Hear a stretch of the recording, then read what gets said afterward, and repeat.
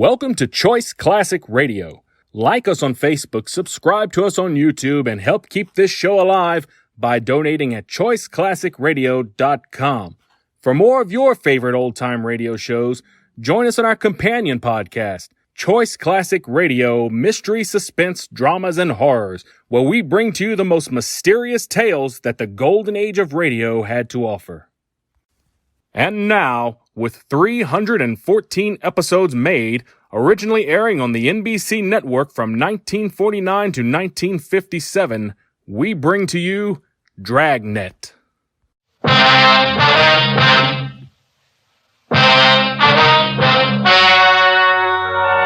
Ladies and gentlemen, the story you are about to hear is true. Only the names have been changed to protect the innocent. Fatima Cigarettes, best of all long cigarettes, brings you Dragnet.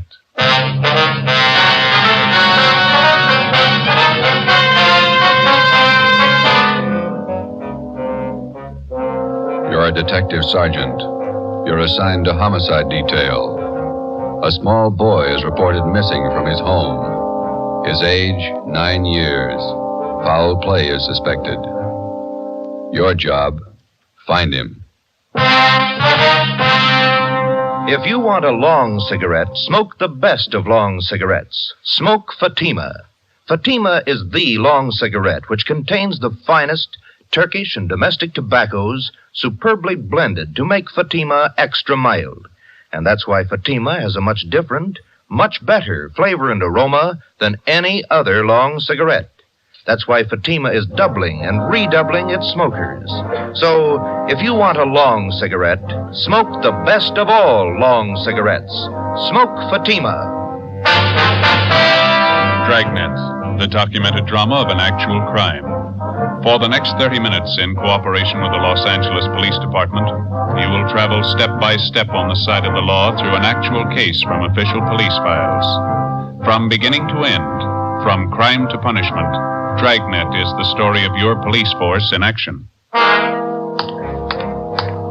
It was Thursday, December 22nd. It was cold in Los Angeles. We were working the night watch out of homicide. My partner's Ben Romero. The boss is Thad Brown, chief of detectives. My name's Friday. I was on the way into work, and it was 3:55 p.m. when I got to room 42. Homicide. Hi, Joe. Ben, what's doing? Oh, pretty quiet. How's your mother? Oh, that cold's still hanging on. Bad cough. Doc says nothing serious. My kid's got the same thing. Must be some kind of a virus going around. Yeah. Is that a new suit you got on? Oh, yeah. Ma figured I needed one. Let me see. Oh, yeah, that's a nice shade of blue. Where'd you get it? Quincy's down in South Fig. Look okay? Turn around. Oh, yeah, that's a good fit. Did you get all the reports on the Webster case yet? Yeah, all taken care of. Let me get it. Homicide, Friday. This is Levinson, Unit 113J.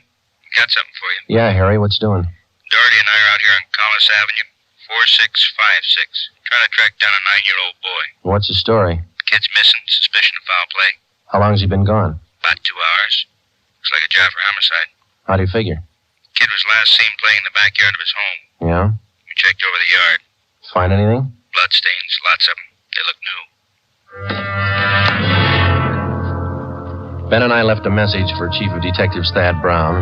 Then we went over to the crime lab, picked up Lieutenant Lee Jones, and drove out the Arroyo Seco freeway to Collis Avenue. It was an average neighborhood.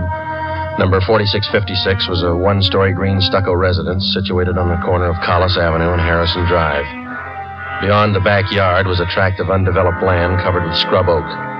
Harry Levinson from Highland Park Juvenile was waiting for us in front of the house. Back this way, fellas. I'm coming, Lee. Wait till I get my bag. Okay. Who notified you that the boy was missing, Harry? The mother said she went out to do some Christmas shopping about 11 this morning, left the boy home. She came back about 2 this afternoon. He was gone. What's the name? Johnstone. Kid's name is Stanley, 9 years old. Mm-hmm. Was this gate open like this when you got here? Oh, yeah, I haven't touched the thing. Here are the stains over here, Lieutenant Jones, along the edge of the walk, see? Yeah. Let me see. Quite a few stains, huh? Looks like it might be blood. I'll try some benzidine on these spots here. There we are. See what happens? Where's the kid's mother now, Harry? In the house. Doherty's talking to her. Did you talk to any of the neighbors? People next door. One's on this side. They couldn't tell us anything. There it is, fellas. Yelly? These spots I covered with benzodine, they're turning blue. Bloodstains, all right. Can't say definitely whether it's human or animal blood. Mm-hmm. You have to go back to the lab to run it through. Yeah, biological precipitin test. Hand me one of those glass vials from my bag, will you? Yeah. Okay, here you are. Thanks. Scrape some of these flakes off for a test. There we are.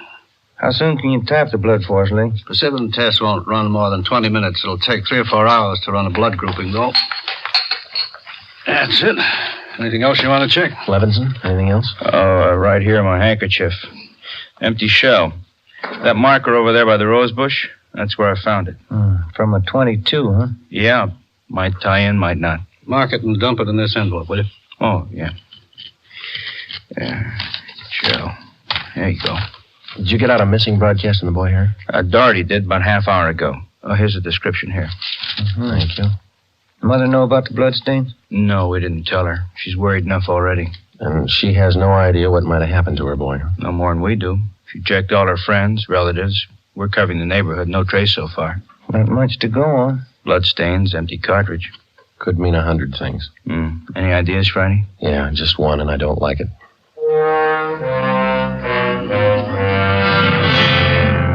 4:30 p.m., Thursday, December 22nd. The neighborhood search for 9-year-old Stanley Johnstone continued.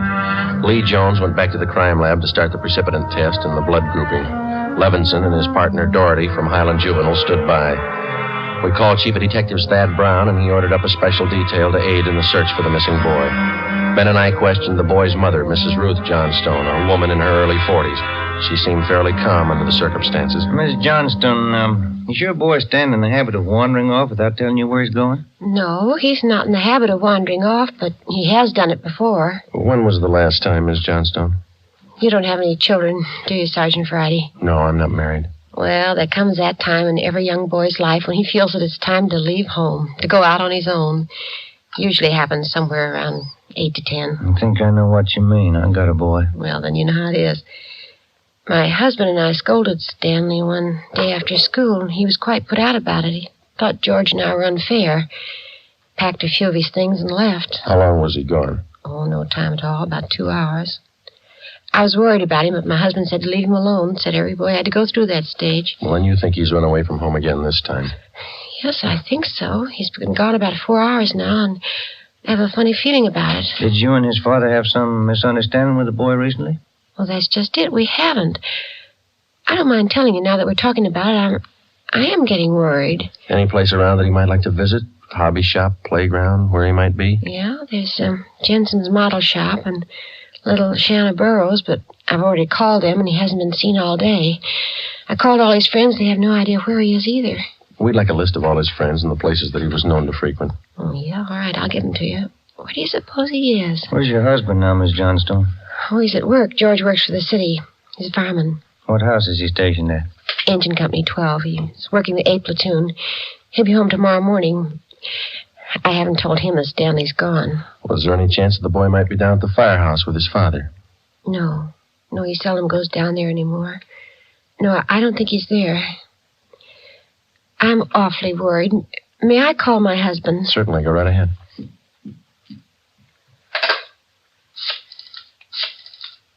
I know George will be worried.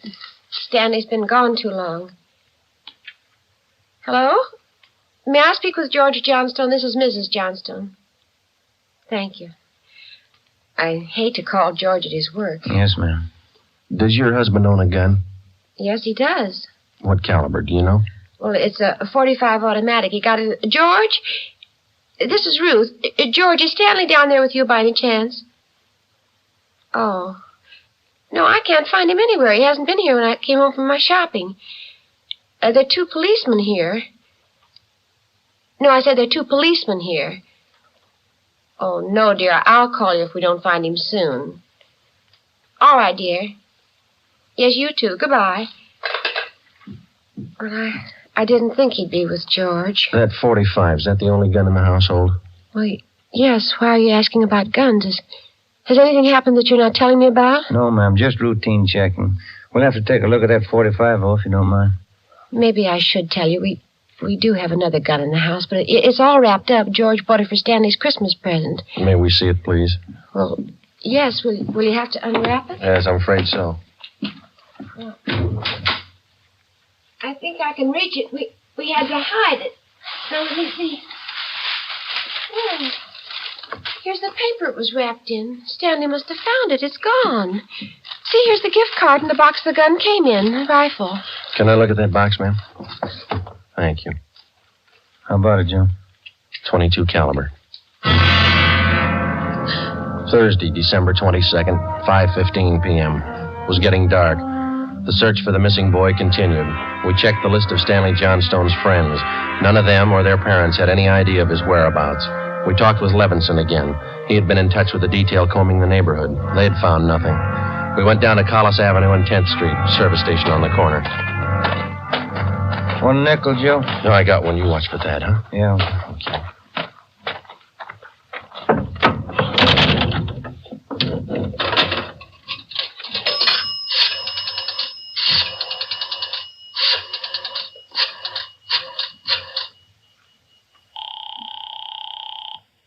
City Hall.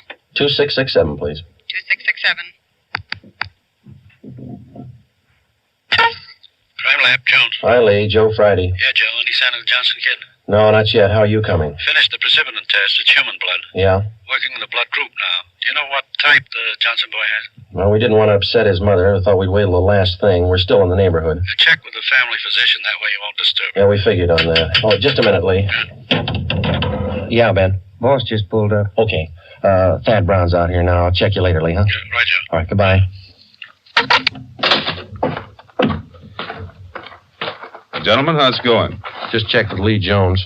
Yeah, I know. It's human blood. What do you think? We talked with the boy's mother, Miss Johnstone. Found a gun missing. Yeah. Caliber's the same as the empty casing that Levinson found. 22. You said the gun was missing. Yeah, the Johnstones were going to give it to the boy as a Christmas present. They had it hidden, but it's gone now. Any idea who took it?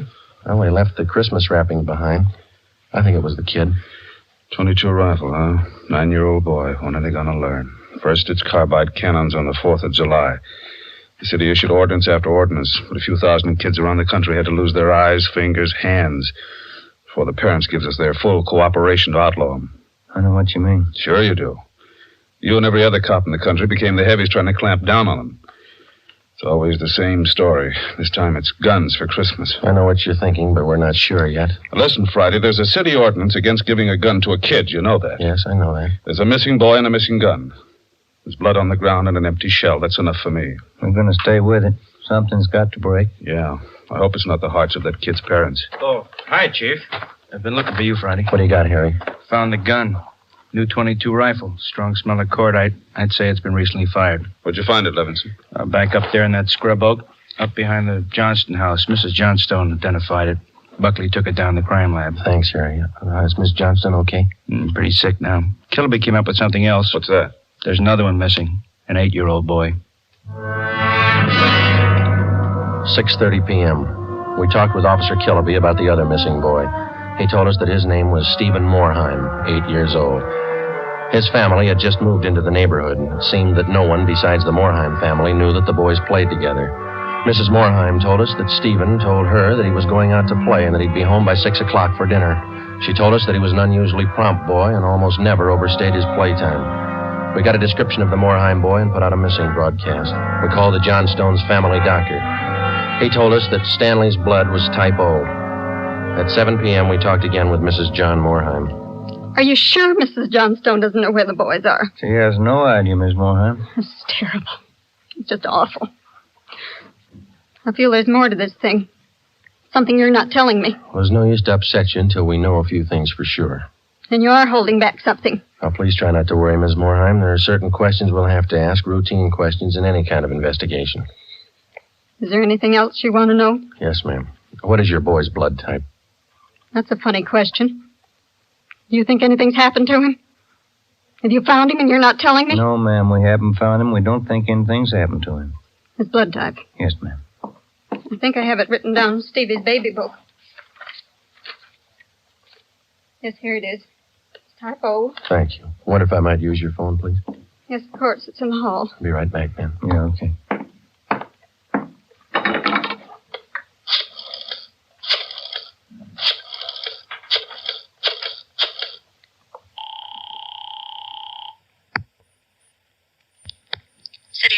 2667, please. 2667. Crime Lab, Pinker. Hello, Ray. This is Friday. Lee there? Just a minute, Joe. Take 2, Lee. Jones speaking. Checking back, Lee.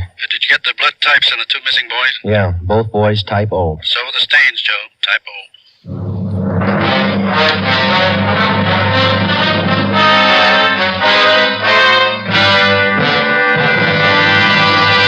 You are listening to Dragnet for the solution to an actual case from official police files.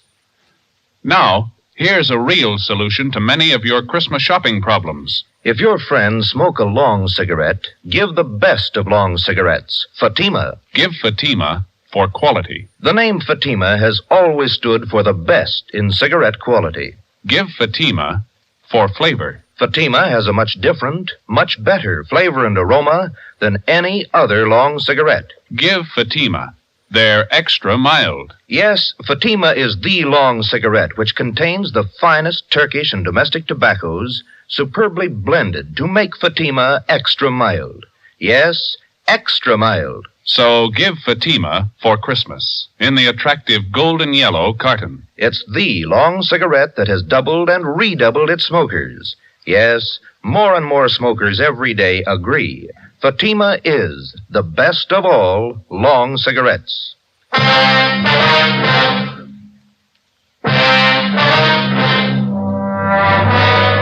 8 p.m., Thursday, December 22nd. Still no sign of either of the missing boys. Chief of Detectives Thad Brown went back to headquarters to direct the search from there. He dispatched another detail of 50 men to aid in the hunt for the missing youngsters. 8:30 p.m. It was getting colder. The citrus growers were warned to expect a freeze. We went up the block to see Mrs. Johnstone. Her husband had quit work early and returned home. We talked with him. He could tell us nothing more than we already knew.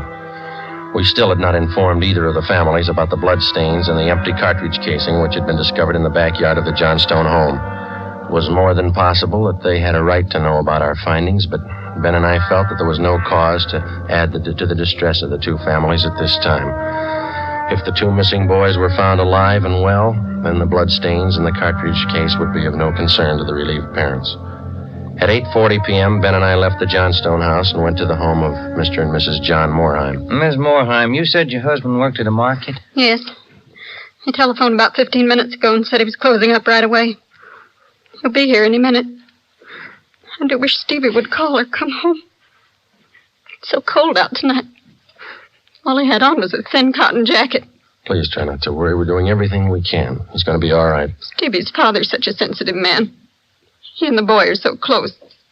I know he's terribly upset. No, you're sure there's no place you might have forgotten? Someplace where the boy might be? No place. No. If anything happened to the boy, it'll just kill Joe. No. You sit still. I'll get it, Miss Moorheim. Joe? Hi, Harry. The Johnstone kid. He's been found.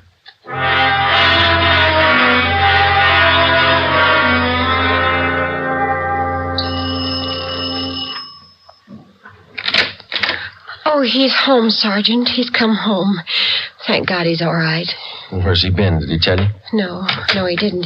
His clothes were all dirty and he's acting strange. I've never seen him like this. How do you mean, Miss Johnson? Well, he just came in the front door and said, "Hello, Mom," and then he sat down in a chair and stared at the floor. He won't talk to his father or me. Do you mind if I talk to him? No, go ahead. I asked him about the little Moorheim boy and he wouldn't tell me a thing. Where is he now? In the living room. Looks all right. Yes. Son, this is a police officer. He wants to talk to you. Now, don't be afraid, dear. He only wants to ask you some questions. Son. You see, Sergeant? Stanley, come on, look at me, son. Get your head up, youngster. Come on, now that's better. I had your mother pretty worried, you know that? You want to tell us where you've been? I wish you'd try to get him to eat a little something. Do you hear that, son? Want something to eat? Stanley, there's another little boy up the street who hasn't come home. Do you know where he is? His father and mother are worried about him, too, just like your folks were. You've got to help us find him, son. I killed him. I killed Steve with the .22. We were only playing. But I killed him. How do you know you killed him? Maybe he's only hurt. Now, isn't that it? No, he's dead. I know he's dead. The gun went off. We forgot we put bullets in there. Where is he, Stanley? I hid him. I was scared. I didn't want anybody to find him. Where did you hide him, son? In a cave up on the hill. I didn't mean it. It was my pal. You want to show us where, son? Yes, I'll show you. Please don't send me to jail. 9:15 p.m., Thursday, December 22nd. 9-year-old Stanley Johnstone led the way up the hill behind the backyard of his home. He showed us the wagon he moved the body in. His father came along with us. About 50 feet from the crest of the hill, the boy pointed to a thicket of scrub oak. There we found a small cave holding the body of Stephen Morheim. There was a single bullet wound in his chest just below his heart. He was dead. We covered the body. Stanley, how did it happen? I knew my folks were going to give me the gun for Christmas. I knew where it was, and I got it. There was a box of bullets with it. Were you pointing the gun at Stephen? No, sir. No, sir, I wasn't. It was Steve's turn to play with it. I was chasing him. He tripped over the stump there in our backyard and fell. The gun hit him in the stomach, and it went off. Why do you think you killed him if you're telling us the truth? I'm telling the truth, honest. That's the truth. All right, I believe you, son, but why do you think you killed him? It was my gun. Steve would still be alive if I didn't go and get it. I should have waited till Christmas. It's all my fault. Where have you been all this time? In the cave with Steve. What were you doing in there, son? I was praying. I was praying for God to make him alive again.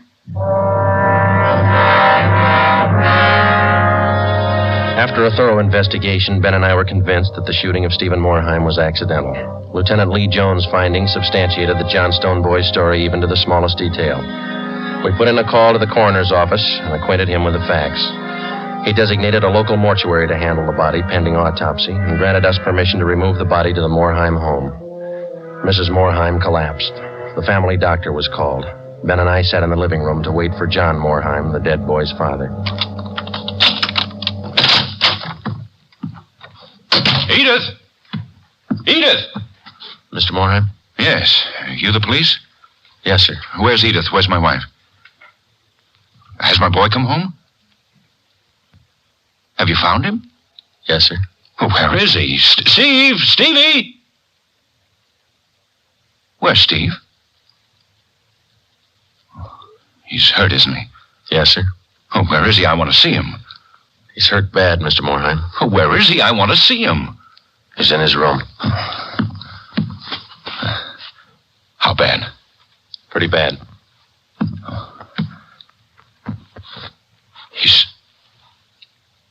He's dead. All right, if I go in. If you want to. Will you go with me? Sure. Don't make it any harder on yourself, Mr. Morheim. I want to see my boy. Stevie. Mr. Morheim. Stevie.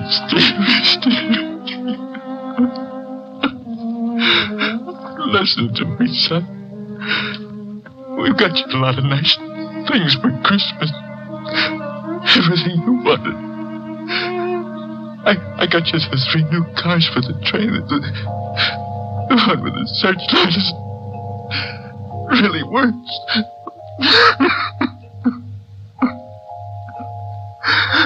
Son, you got that new switch you wanted to it. A lot more track.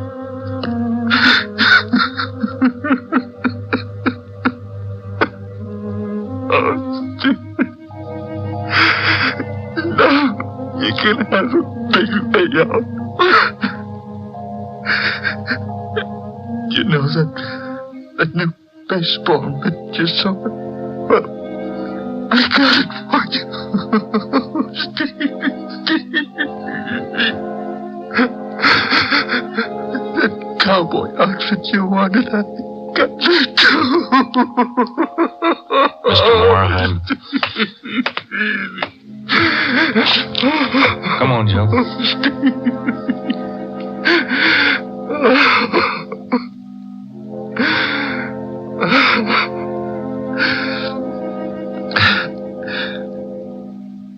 What happened? It was an accident. He was playing with the Johnstone boy up the street. Playing with a gun. It went off. What was the other boy's name? Stanley Johnston. It was an accident. Mr. Morheim, where are you going? I want to see that boy. We had no idea what the dead boy's father had in mind. We didn't feel that we should try to restrain him. We went along with him up the street to the Johnstone home.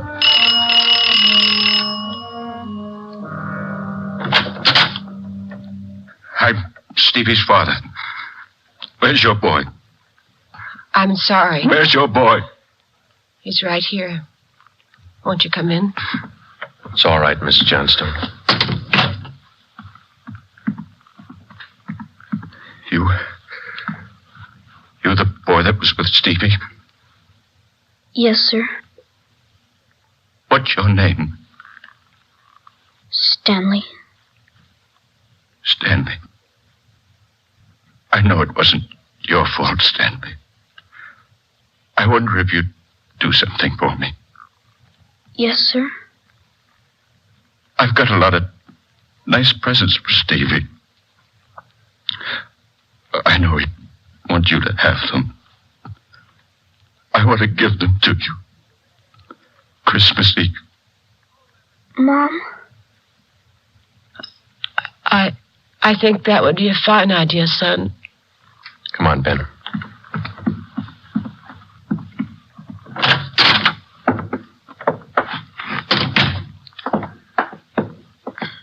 Well, what does it all prove, Joe? You don't give a kid a gun for Christmas.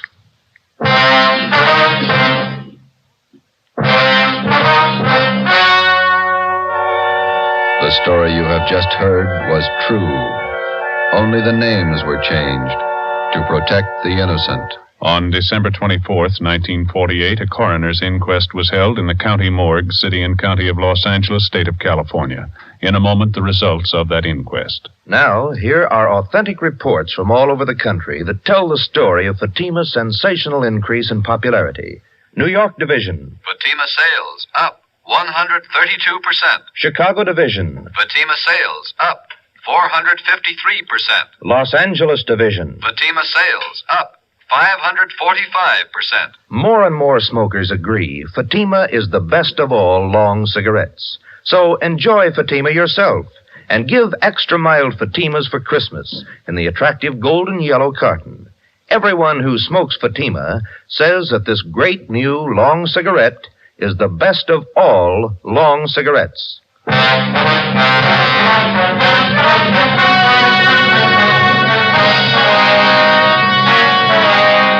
At the coroner's inquest, it was officially recorded that Stephen Morheim's death was the result of an accident. Stanley Johnstone, age 9, was absolved of any legal responsibility for his friend's death. You have just heard Dragnet, a new series of authentic cases from official files. Technical advice for Dragnet comes from the Office of Acting Chief of Police W.A. Wharton, Los Angeles Police Department. Dragnet honors Hennepin County, Minneapolis, state of Minnesota, and the men of the Hennepin County Sheriff's Office, another of America's great law enforcement agencies. One of these men, Sheriff Ed Ryan, veteran police officer and department administrator, who dedicates his life to making yours more secure. Fatima Cigarettes, the best of all long cigarettes, has brought you Dragnet, portion transcribed from Los Angeles. Be sure to hear songs by Morton Downey tonight on NBC.